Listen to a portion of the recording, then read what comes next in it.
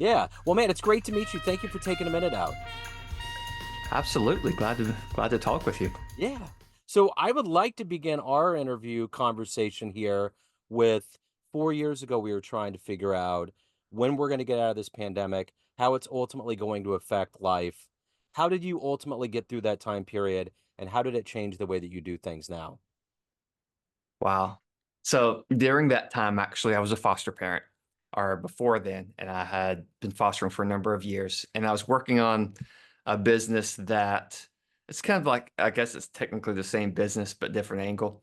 So I was working on mainly soft skills and training. And then I kind of moved into toward right when the pandemic started, I started doing masterminds and such. And just when the pandemic hit, I ended up ending fostering just for different reasons with all of that. And just with my business, it just wasn't going well. So I ended up stopping my business for a while, just took a break. I took on different jobs, and one of those being I got my teacher certificate. And so I was in Georgia then, so I moved to Texas into this area, and I started teaching, taught for a couple of years. But during that time, I started to, as I kind of got back on my feet, uh, and paid off debts and everything like that, I started working on my business again. And that's when I really started kind of focusing on the leadership aspect. Is during that time, I just started where at first I was like, hey, that's a good topic to do leadership. That was my mentality. And then I realized as I dove into it, how much little I really knew, even though I thought I did. And then how much often what is taught is not really right. And so that's kind of become my passion because of and through all that. So let's get to the heart and soul as an author and as one that's kind of an expert on leadership. I want to get to the heart and soul of what you do on a daily basis. So I'm going to put you in front of a bunch of third grade students. It's career day, and one of the kids is Okay. curious and says, "Hey, what do you do for a living?" What's your answer? What do I answer? I'll tell the students I teach people how to lead others well. I teach people how to, leadership is just taking people somewhere, what kind of a goal, whether in their lives, whether as a business, whether as a country. And I teach people how to get people there well and do it right. So what did you want to be in the third grade? What was your dream? Oh, I wanted to be an inventor. That was my Okay. goal. I wanted to invent stuff. Yes. What was the invention that you had in mind? Was there one central thing that you wanted to come up with?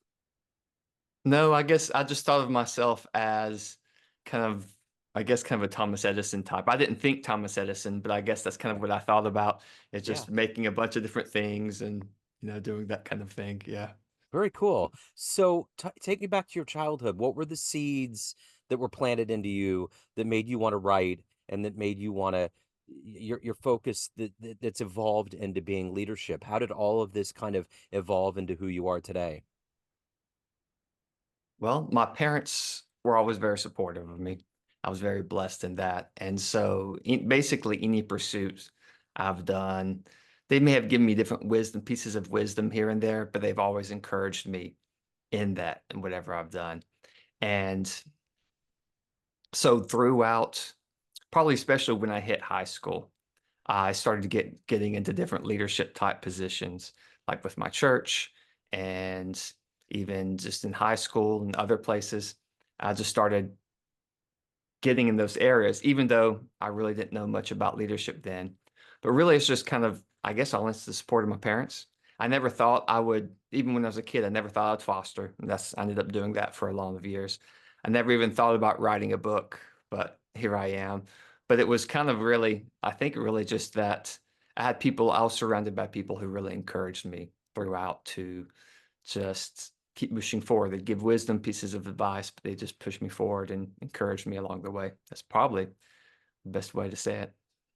So, what have been the best examples of leadership that you've experienced in your life that's been kind of a template for helping leaders get to a better place? Hmm. Let me think. I know one job I worked at a technical college, and the people I worked with then, we were in the institutional effectiveness department. and that kind of handles the accreditation of the school, but it also handles just different aspects of improvement and things of that nature. And we were all like in this one big room. There's some offices on to the sides, but I had my boss and then my boss's boss there, but we all interacted together.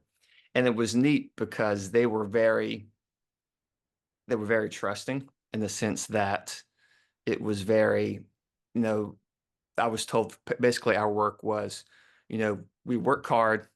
Yeah, we might share a YouTube video, laugh, but then we get back to work. But it was a very trusting thing. Like when we had meetings, when we had whatever thing, there was never a compliance mentality. Let me see your checklist. Let me make sure you did everything right to make sure, I mean, they would check with you and see how things are going. But it was not a compliance, but it was encouraging, helping, one of in trust, one of empowering.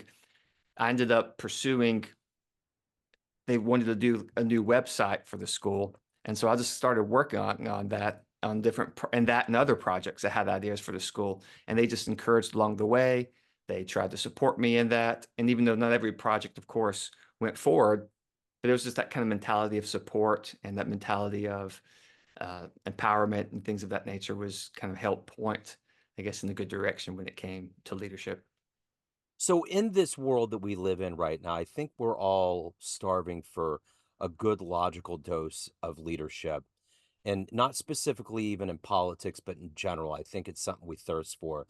What is on kind of a national or international stage, who would you consider for all the criterion you've laid out in your book and that you believe philosophically speaking about leadership, who is a really good leader right now in the world? Let me think on that for a second.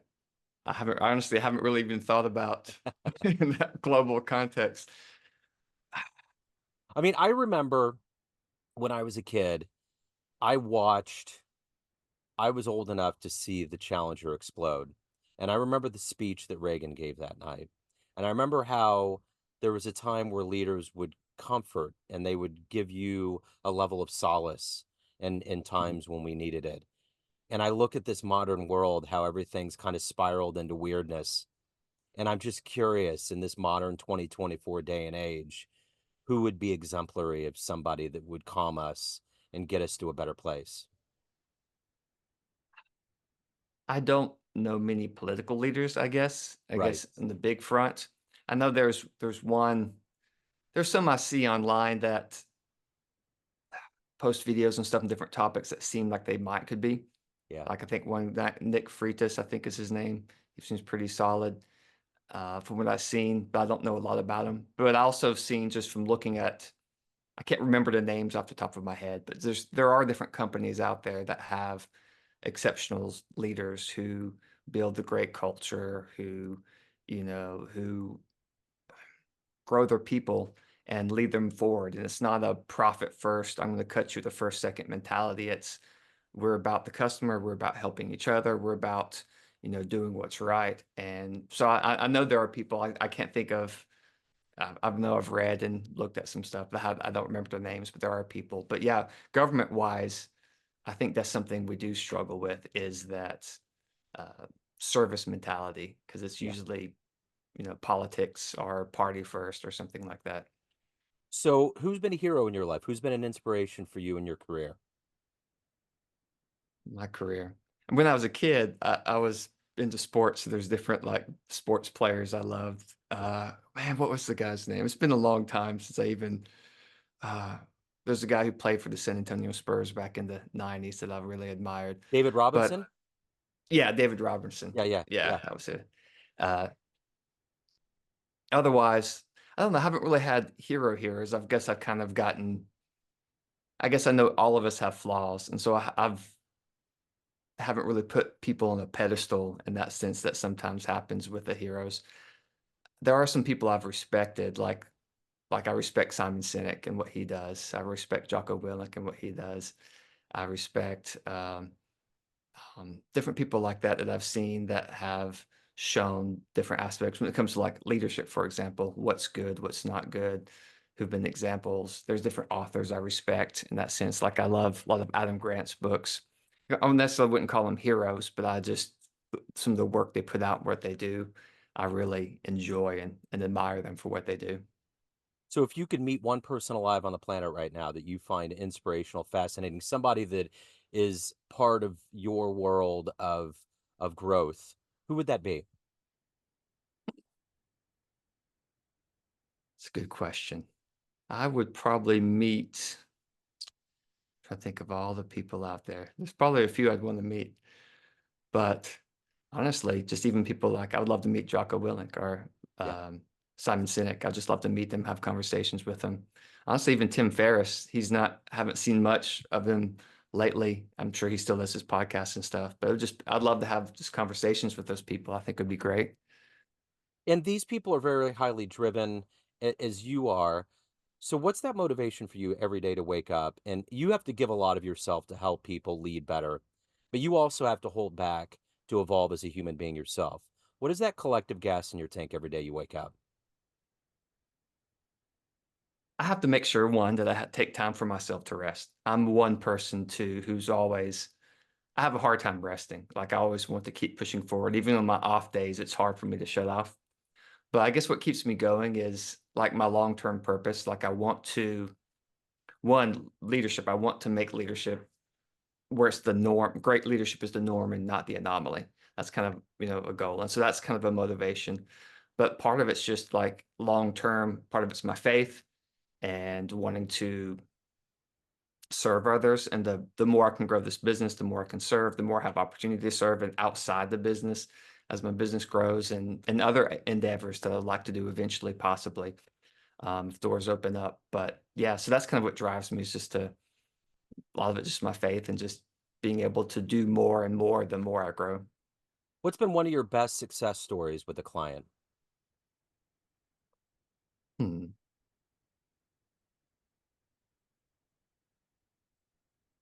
I don't know. I just this one wasn't really with a client, but it was just even just through my newsletter I send out. I'm kind of sporadic with my newsletter, so I try to do it weekly, but usually it's like every couple of weeks, 3 weeks, which is okay. But I remember just a guy Burmese, from Burma, I think it was, and he messaged me and he was like, "Hey, I just really appreciate that. This has really helped my leadership. These little things I try to apply all I can."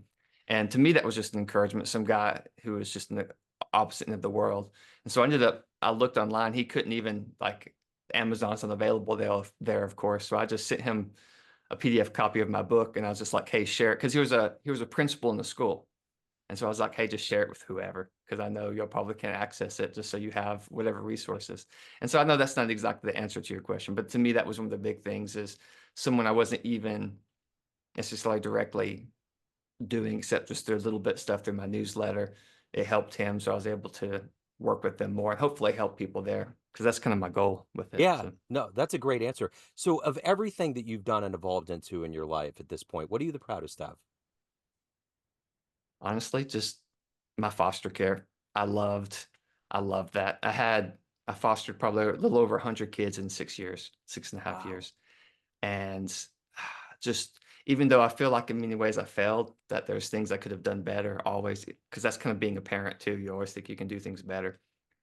But just seeing the kids grow, seeing them grow confidence, grow as people, not fearful anymore, and just even a lot of them seeing them go home, their parents, and honestly, that's kind of my passion. I kind of hope to do it again one day. And but yeah, that was probably my biggest thing that I enjoyed and loved was fostering.